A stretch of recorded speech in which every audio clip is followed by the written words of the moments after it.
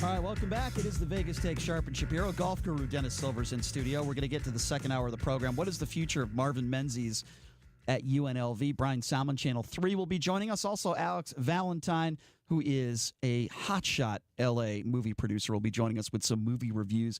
If you're thinking of catching a flick this weekend, yeah, I got a bone to pick with him. I thought Star is Born was just, I don't know, just wasn't the kind of movie for me. But anyway, we'll get to that. Got a couple callers on hold. We do have phone lines open if you want to join the program. We're talking about Matt Kuchar stiffing his caddy and then succumbs to the PR nightmare and pays his caddy $50,000 today. The number to call, 257-5396, again, 702-257-5396. John has been waiting patiently on hold. John, thanks for calling in. How are you? I'm great. Thanks for having me. Sure. Hey, John. I couldn't be more disappointed in Kuchar. Even trying to make it right, it's just not going to fix it. And he's lost a fan, and he's lost a lot of fans in Las Vegas. You're right. Because this, and I don't know if you've heard this latest story, but Alex Sajak, he's another local PGA Tour pro here that lives in Las Vegas. Seicha. Yeah, you're talking about, Seicha. Yep. Yeah, he finished the year before Kuchar won. El Toucan was caddying for him in the tournament. It's being reported, and he finished ninth in the tournament. They're reporting that he paid him $900. Oh, no way. Are you kidding me? Wow. Oh, that's horrible. I got to tell you, first of all, it's Alex Cheka. He's a great guy. I know personally he's going to be on my show, in a couple of weeks, but I wasn't aware of that, really. It's going on social media now. Wow. That's what they're reporting it. Tom Gillis, the guy who broke the story on Matt Kuchar, is the one breaking the story on this now. And saying that he only paid him $900. Oh, my God. Well, you know what? I know Tom. He's been on the show. He's out of Michigan. Let me say this. I hope that all these snobby prick golfers that have all the money in the world are exposed for being douches, okay? I really hope that they're all exposed because they all deserve it. And I'm not saying I would imagine 98% of these PGA players are good guys and they take care of the caddies. Yeah. But the ones that don't, like Matt Kuchar, John, you tell me if you agree or not, but I think his entire career now is tarnished with the fact that people are always going to remember him as a cheapskate. Yeah, was he a great golfer? Sure. Did he choke in majors? Yes, he did. But he is always going to remember it as the guy that tried to stiff this caddy. But there's also something else you got to think about. Every single other player that's won a tournament has had to pay that 10%. Right? Well, they all have different agreements, but I can guarantee you someone who wins over $1 million doesn't pay their caddy $5,000. Exactly, but they've had to pay that extra number. Absolutely. So it's not, as far as Kuchar not winning a lot of tournaments will get better. Yeah. John, we will look into that story, and if it is true, I promise you we will continue to talk about that. All right. I appreciate it. All right. And I have just, Michael Jordan and Tiger Woods. I mean, you reached out on a little bit. Just to give you a quick story, Michael Jordan comes in, in Las Vegas, the Bellman, run for the hills. Most people will be running towards Michael Jordan. They run the opposite way. I bet. Just quick story. Same with Tiger Woods. You have trouble getting help because you're going to get the big stiff up. I've heard that. John, I've got a very good friend in Chicago that plays a lot of golf with Michael because Michael belongs to about 4 or 5 clubs there, all really nice. And my friend who's an attorney there beats him like a drum. Okay, they'll beat him for for $4 or $5 a round or something like that. So when they're walking off the 18th hole, as Michael is walking away with his entourage, he's going to go, "Hey, John, next week, double or nothing, double." Never puts his hand in his pocket, never pays him. It's incredible. Yeah, John, so you're right. John, thanks for the call, by the way. We appreciate it. Good call, and we're going to look into this Alex Cheka story because if that's true, that's not a good look for him. Let's go to JD. By the way, the phone lines are open, 257-5396. Not you, JD. Our caller, JD. Hey, I'll talk. Doing, guys? I'm ready. Lower your radio there, JD. Help us out. Yeah, I'm sorry. I didn't think you were going to get to me. That's okay. Go ahead. I think I got a funny one. Go ahead. A couple of years back, Doug Sanders, I don't know if you remember him. He used to wear orange pants and purple pants. They called him the peacock of the fairways, right? Of the fairways. Uh-huh. Well, I had the good fortune of seeing him and Foster Brooks in an old-timers tournament at the Desert Inn at the driving range. And Sanders was trying to bet people $100 and $500 he could hit the cart guy, and he would miss every time. And then somebody took him up on a bet and plunk. Well, here's the story he told us. He said, back then, he said, we didn't make a lot of money, but we hung out together all night long, drinking with my buddy Foster Brooks and so forth. He said, Sam Snead won the tournament in Miami. And he said, this is how he talked. And he says, we all got together, 3 of us and Sam, in his car, and we're driving to Texas to the next tournament. And we're stopping along the way to get some gas. And I went to the bathroom, and when I come out, Sam was yelling at that gas attendant. He said, I told you to get $1 from him, $1 from him, and $1 from him, and here's my $1. Oh, my God, that's funny. That is good. That is wild. You know, one of the famous quotes by Doug Sanders also is, because I've had him on my show a couple of times, he's really a delightful guy.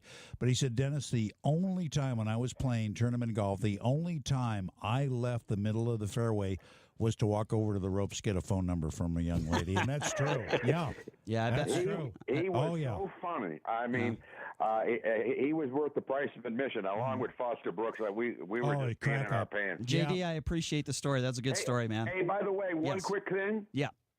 Last night I mentioned about those guys that stole the 65 guns.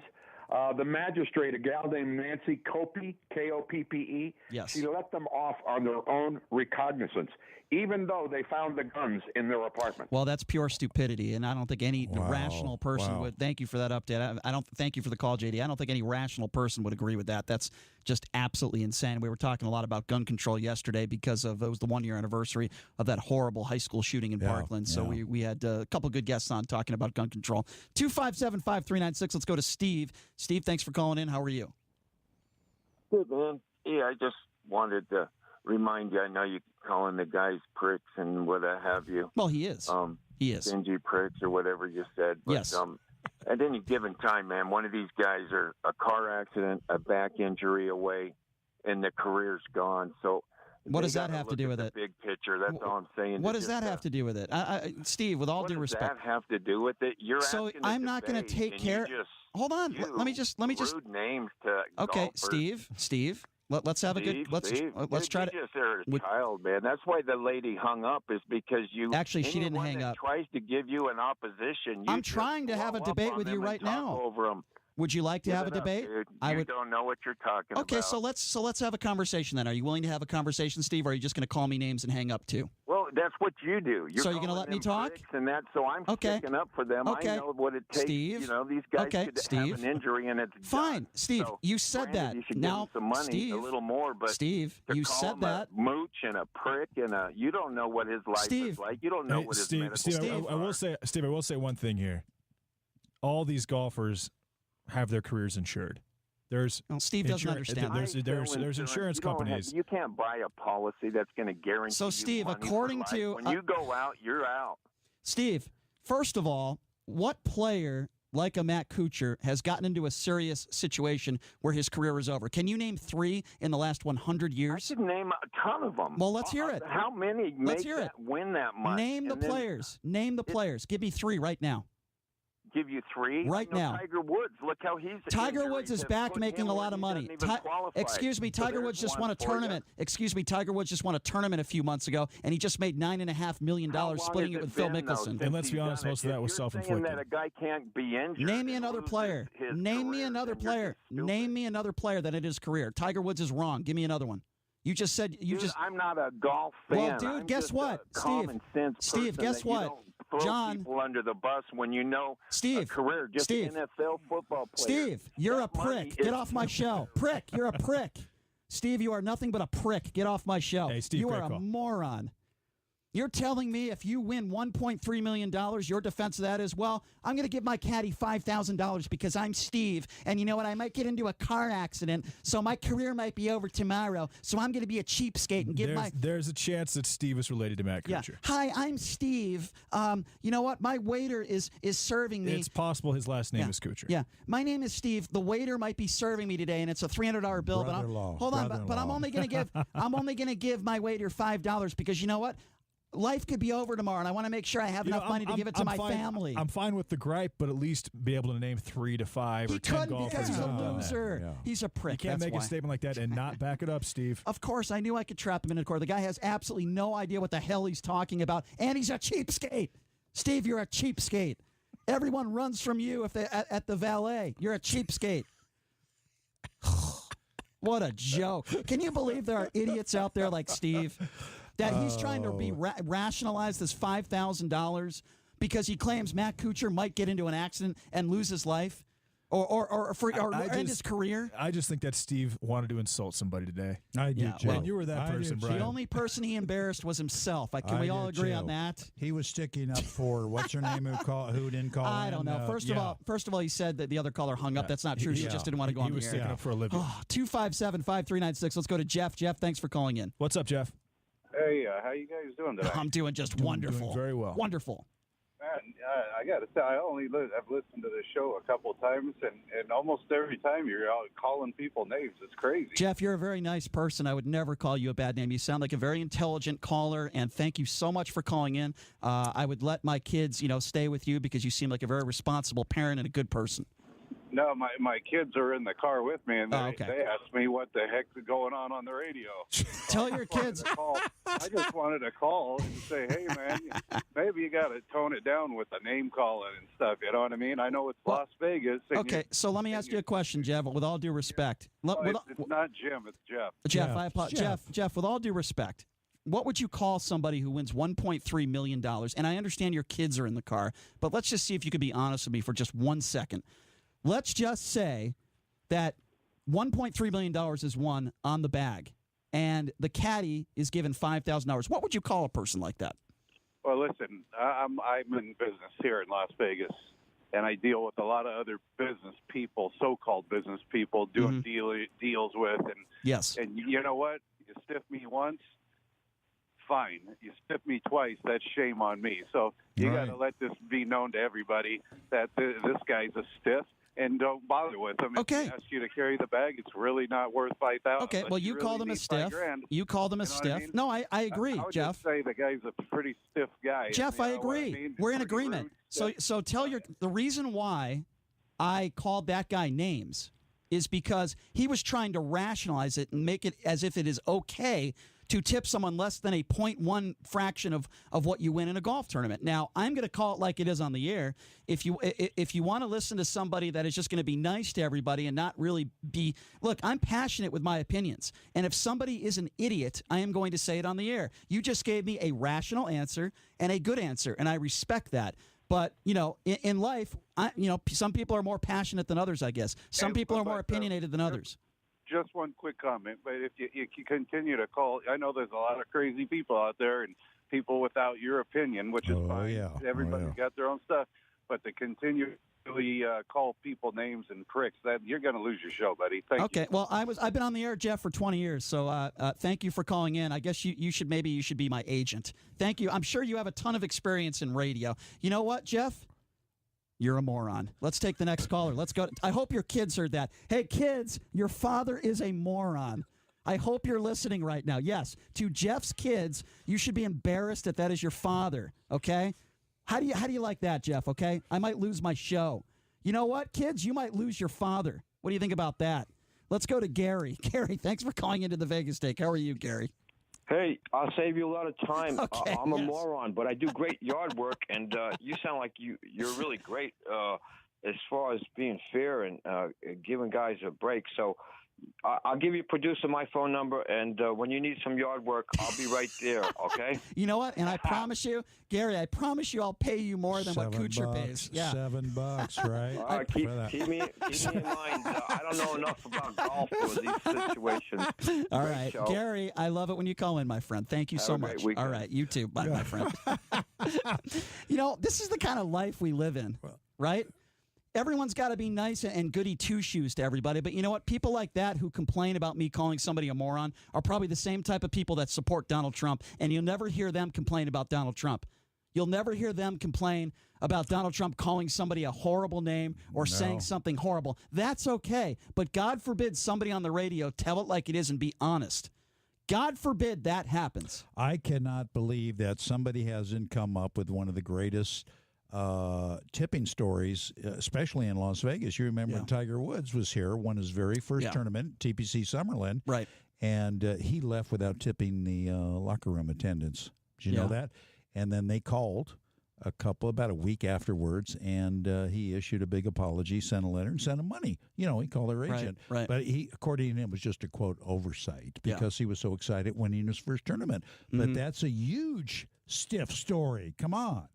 Michael Jordan and Tiger Woods are two of the worst when it comes to tipping. Totally. And, when it's all said and done, I think Kareem Abdul-Jabbar said it best about Michael Jordan. He said when it came to Jordan, he cared more about his Nike product than humanitarian issues. Yeah. Okay, now Tiger Woods does do some stuff for charity. There's no doubt. But when it comes down to it, when you think about Tiger Woods, besides being one of the best, if not the greatest golfer of all time, besides that, what do you think when you think about Tiger Woods? Women. Yeah, you think about how he treated his wife, how he treated his family, the lying, how he stiffs people everywhere. He's cheap. With Tiger, it's very appropriate to talk about being stiff because he half his life was spent stiff. That's true. That's true. But very funny, Dennis. Very funny. Very funny. I try to give people the benefit of the doubt, and when it comes, if Matt Kuchar, I'm sorry, but when I first heard that, you can't give somebody like that benefit of the doubt. You just can't. And when he brings up the fact that his caddy was making $200 a day and he should be happy with $5,000, that goes to show you what kind of person he is. That goes to show you. Look, we all can apologize for mistakes that we've made. None of us are perfect. But to me, this is a different circumstance. Kuchar spends more than $50,000 a year on the fuel he puts in his boat. Yeah. That seriously. Yeah. So, It's true. that's not going to change his lifestyle. Believe me. That's true. And speaking of money, by the way, another pretty big money story that came out today, the Colin Kaepernick story. Even though they're not giving out a figure, apparently, it's been more than a year since he's accused the NFL of blackballing him. And a statement came out by his attorneys that said for the past several months, counsel for Mr. Kaepernick and Mr. Reed have engaged in an ongoing dialogue with representatives of the NFL in this collusion case. Based on those discussions, decided to resolve the pending grievances. Now, we know what that means. There was a financial settlement. Here's what I think when it comes to this. And I am not a big Colin Kaepernick guy. Here's what I think the NFL did. I think they figured if this goes to trial, there's a good chance we're going to win. But we don't want it going to trial because it's more bad PR for us. Exactly. Let's just give him a settlement now. Yeah, get rid of it. Hopefully we can it just goes away. Yeah. I do not believe that the NFL would have lost in this case. But with that being said, I think the NFL made the right decision. Let's just let this go. It's funny, though, how Kaepernick is described, right, as at the forefront of the issue between, minorities. What has he done since he left the league? I know he donated some money when he was in the league and he was kneeling. What has he done since then to help people? He's made an enormous amount of money from Nike. Right. I would imagine he's probably made an enormous amount of money from this case. Has he continued to be the face of this issue? It would be cool if he took. I think he's actually made, assuming this settlement was actually $60 to $80 million, like they're talking about it was, he got at least 20 from Nike. So what if he took $50 million, which is half of what he just made, which is more than he would have made in the NFL, by the way, playing, much more, and gave that to all these inner cities to try to help things. But he's not going to do that. There's no chance he does that. No way. He might donate 1%. So he's actually just made a ton of money off of this issue. Right. Does he actually care about it? Maybe. Yeah. But when you profit that much, I mean, how can you really? You can't really tell either way. Yeah, but JD, now that this is settled and it's going to go away eventually, you think it's going to help him get a job? Is the team going to pick him up? There's no way that an NFL team picks him up after settling this lawsuit. I would tend to agree. I would be really shocked if he went back to the NFL. So, Johnny, I know we've had a few callers call in that don't want to be on the air. Can you tell us what's going on? What exactly is going on here?